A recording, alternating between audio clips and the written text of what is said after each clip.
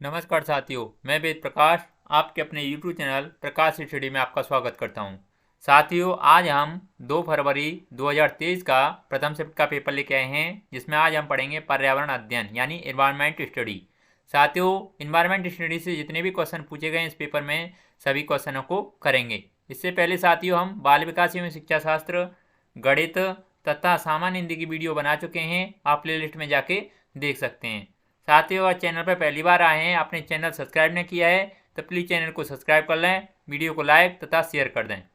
आइए स्टार्ट करते हैं। क्वेश्चन नंबर 61 से 61 में पूछा है, त्रिवेंद्रम और गांधी धाम के बीच की दूरी 2268 किलोमीटर है। यदि कोई रेलगाड़ी इस दूरी को 42 घंटे में तय कर लेती है तो इन दोनों शहरों के रेलवे स्टेशनों के बीच की औसत चाल मीटर पर सेकंड में क्या है, यानी में थी। तो साथियों, आपको बताया है कि औसत चाल के लिए फॉर्मूला होता है P1 plus P2 upon 2P1 और P2। यानी P1 क्या है? P1 है आपकी प्रथम रेलगाड़ी द्वारा चली गई दूरी, और सेकंड P2 है। P2 यानी द्वितीय रेलगाड़ी द्वारा चली गई दूरी, और ये होता है औसत चाल के लिए फॉर्मूला। साथ ही इससे आप इसे निकाल सकते हैं। इसे सॉल्व करने पर इसका सही आंसर आपको कमेंट बॉक्स में बताना है कितना आया। इसका 3-4 ऑप्शन दे रखे हैं। अगला नेक्स्ट क्वेश्चन देख लेते हैं। अगर साथियों नहीं फिर भी सॉल्व होता है तो कमेंट बॉक्स में हमें बताएं, हम अगले वीडियो में आपको बता देंगे। क्वेश्चन नंबर 62 में पूछा है, कोई छात्र ए पर है और बी पर पहुंचना चाहता है। इसके लिए पहले वह ओ पर जाता है तो ए के ठीक उत्तर में 120 मीटर दूरी पर है, और फिर वह ओ से बी ठीक पश्चिम दिशा में 50 मीटर दूरी तय करके पहुंचता है। ए की बी से दूरी तथा बी के सापेक्ष ए की दिशा क्रमशः क्या होगी? साथियों, आपको ये दिशा ज्ञात करनी है। इसके लिए मैं आपको ट्रिक बता देता हूँ। या आप चतुर्थांश बना लेंगे। इसमें लिखेंगे पूर्व, पश्चिम, उत्तर, उत्तर ऊपर रहेगा और दक्षिण ये नीचे रहेगा। और जहाँ से चलना स्टार्ट कर रहे हैं यानी केंद्र से, यानी ओ बिंदु मान लेते हैं। इससे जिधर इधर को बोलेगा कि 150 मीटर इधर को, ऐसे करके ये आप यहाँ से इधर को मुड़ते जाएंगे। और उसके बाद में आपको इसे सॉल्व करने पर इसका सही आंसर क्या आएगा? साथ ही इसका सही आंसर आ जाएगा आपका 130 मीटर दक्षिण पूर्व, यानी 130 मीटर दक्षिण पूर्व के इधर की तरफ आएगा। दक्षिण पूर्व यानी यहाँ इधर की तरफ आएगा, ये इधर की तरफ आएगा। सॉल्व करके आप देख सकते हैं। अगला नेक्स्ट क्वेश्चन देख लेते हैं। क्वेश्चन नंबर 63 में पूछा है, स्लॉथ के विषय में निम्नलिखित में से सही कथन चुनिए। क्लॉथ के विषय में निम्नलिखित में से सही कथन चुनिए। नीचे 4 ऑप्शन रखे हैं, 4 ऑप्शन को पढ़ के सही आंसर बताना। क्वेश्चन नंबर 63 का सही आंसर क्या होगा? साथ ही 63 का ऑप्शन नंबर चौथा हो जाएगा, यानी क्लॉथ भालू जैसे दिखते हैं और दिन के लगभग 17 घंटे वृक्ष की छाया पर उल्टे सिर लटकाकर सोते हैं। अगला नेक्स्ट क्वेश्चन नंबर 64 में पूछा है, जब किसी एक कपड़े पर दूध को उड़ेलते हैं मलाई उस पर ही रह जाती है। पृथक्करण की यह प्रक्रिया है। नीचे 4 ऑप्शन रखे हैं, 4 ऑप्शन को पढ़ के सही आंसर बताना। क्वेश्चन नंबर 64 का सही आंसर क्या होगा? साथ ही 64 का ऑप्शन नंबर पहला सही हो जाएगा, यानी निस्यंदन। अगला नेक्स्ट क्वेश्चन नंबर 65 में पूछा है, कक्षा 5 की पाठ्य पुस्तक में दिए गए गोलकुंडा किले के मानचित्र में 1 सेंटीमीटर जमीन पर 110 मीटर की दूरी को दर्शाता है। इस मानचित्र में फतेह दरवाजे से जमाली दरवाजे की दूरी 10.7 सेंटीमीटर है। जमीन पर इन दोनों दरवाजों के बीच की कम से कम दूरी होगी। नीचे 4 ऑप्शन रखे हैं, 4 ऑप्शन को पढ़ के सही आंसर बताना। क्वेश्चन नंबर 65 का सही आंसर क्या होगा? साथियों, 65 का ऑप्शन नंबर सेकंड सही हो जाएगा, यानी 1.177 किलोमीटर। अगला नेक्स्ट क्वेश्चन नंबर 66 में पूछा है, 3 राज्यों का वह समूह जिनके किसी किनारे पर बंगाल की खाड़ी है कौन सा है? नीचे 4 ऑप्शन रखे हैं, 4 ऑप्शन को पढ़ के सही आंसर बताना है। क्वेश्चन नंबर 66 का सही आंसर क्या होगा? साथ ही 66 का ऑप्शन नंबर तीसरा सही हो जाएगा, यानी उड़ीसा, आंध्र प्रदेश, तमिलनाडु। अगला नेक्स्ट क्वेश्चन देख लेते हैं, क्वेश्चन नंबर 67। 67 में पूछा है, मान लीजिए आप मध्य प्रदेश में हैं, इस राज्य के सापेक्ष किस दिशा में हमारे देश के सर्वाधिक घने जंगल हैं? नीचे 4 ऑप्शन रखे हैं, 4 ऑप्शन को पढ़ के सही आंसर बताना है। 67 का सही आंसर क्या होगा? साथियों 67 का सही आंसर ऑप्शन नंबर सेकंड सही हो जाएगा, यानी उत्तर पूर्व। अगला नेक्स्ट क्वेश्चन, क्वेश्चन नंबर 68। 68 में पूछा है, माउंट एवरेस्ट की चोटी की ऊंचाई है। नीचे 4 ऑप्शन रखे हैं, 4 ऑप्शन को पढ़ के सही आंसर बताना है। 68 का सही आंसर क्या होगा? साथियों 68 का ऑप्शन नंबर सेकंड सही हो जाएगा, यानी 8850 मीटर है। अगला नेक्स्ट क्वेश्चन, क्वेश्चन नंबर 69। इसमें पूछा है, टूटता तारा होता है कोई। नीचे 4 ऑप्शन रखे हैं, 4 ऑप्शन को पढ़ के सही आंसर बताना है। 69 का सही आंसर क्या होगा? साथियों 69 का सही आंसर ऑप्शन नंबर तीसरा हो जाएगा, यानी उल्का। अगला नेक्स्ट क्वेश्चन, क्वेश्चन नंबर 70। 70 में पूछा है, खेजड़ी वृक्ष के बारे में नीचे दिए गए कथनों पर विचार कीजिए। ये कहता है, यह वृक्ष मुख्यतः रेगिस्तान क्षेत्रों में पाया जाता है। बी कहता है, इसे उगने के लिए अधिक जल की आवश्यकता नहीं होती। सी कहता है, यह वृक्ष अपने तने से जल संचित करता है, जिसका उपयोग आवश्यकता पड़ने पर किया जाता है। डी कहता है, इस वृक्ष की छाल का उपयोग दवाइयों के बनने में होता है तथा इसकी लकड़ी पर कीटों का प्रभाव नहीं पड़ता है। ई कहता है, इस वृक्ष में बहुत कम पत्तियां होती हैं। इसमें सही कथन क्या है? नीचे 4 ऑप्शन रखे हैं, 4 ऑप्शन को पढ़ के सही आंसर आपको बताना। 70 का सही आंसर क्या होगा? साथियों 70 का ऑप्शन नंबर पहला सही हो जाएगा, यानी ए, बी और ऑप्शन नंबर डी इसमें सही होगा। यानी ए, ऑप्शन नंबर बी और ऑप्शन नंबर डी इसमें सही होगा। ए कहता है, यह वृक्ष मुख्यतः रेगिस्तान क्षेत्रों में पाया जाता है। बी कहता है, इसे उगने के लिए अधिक जल की आवश्यकता नहीं होती। और डी कहता है, इस वृक्ष की छाल का उपयोग दवाइयों के बनाने में होता है तथा इसकी लकड़ी पर कीटों का प्रभाव नहीं पड़ता है। अगला क्वेश्चन, क्वेश्चन नंबर 71। 71 में पूछा है, किसी छात्र द्वारा नीचे दिए गए कथन पर विचार कीजिए। मैं जिस क्षेत्र में आया हूँ वहाँ बारिश बहुत कम होती है, गर्मी बहुत पड़ती है। हमारे घर मिट्टी के बने होते हैं। घरों की दीवारें बहुत मोटी होती हैं और इन्हें मिट्टी से ही पोतकर सुंदर किया जाता है। घरों की छतें कटीली झाड़ियों से बनाई जाती हैं। यह छात्र निम्नलिखित में से किस राज्य से आया हो सकता है? नीचे 4 ऑप्शन रखे हैं, 4 ऑप्शन को पढ़ के सही आंसर बताना। क्वेश्चन नंबर 71 का सही आंसर क्या होगा? साथियों 71 का सही आंसर ऑप्शन नंबर तीसरा हो जाएगा, यानी यह छात्र राजस्थान से आया है। अगला नेक्स्ट क्वेश्चन, क्वेश्चन नंबर 72।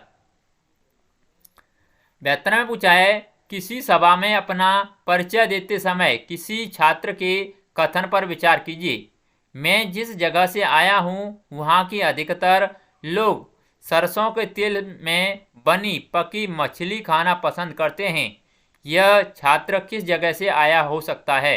नीचे 4 ऑप्शन रखे हैं, 4 ऑप्शन को पढ़ के सही आंसर बताना। 72 का सही आंसर क्या होगा? साथ ही 72 का ऑप्शन नंबर तीसरा सही हो जाएगा, यानी यह छात्र कश्मीर से आया है। अगला नेक्स्ट क्वेश्चन, क्वेश्चन नंबर 73। 73 में पूछा है, निम्नलिखित में से सही कथन चुनिए। नीचे 4 ऑप्शन रखे हैं, 4 ऑप्शन को पढ़ के सही आंसर आपको बताना है।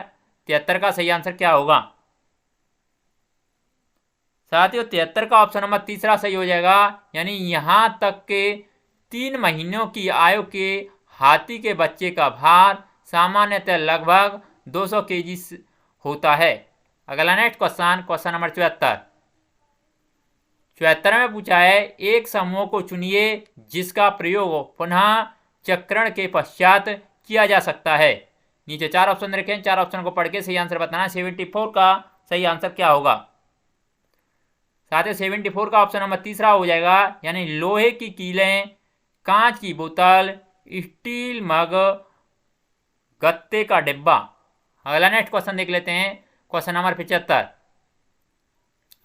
75 में पूछा है निम्नलिखित का मिलान कीजिए। कॉलम फर्स्ट दे रखा है और कॉलम सेकंड से दे रखा है, आपको सही मिलान करना है। 75 में सही मिलान कैसे होंगे?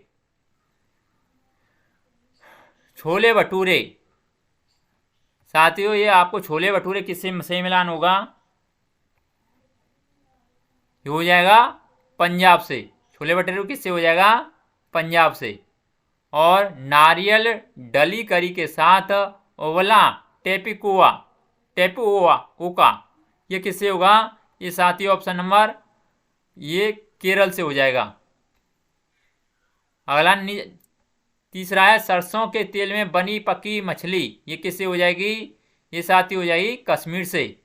और नारियल के तेल में बनी पकी मछली ये किससे हो जाएगी साथियों?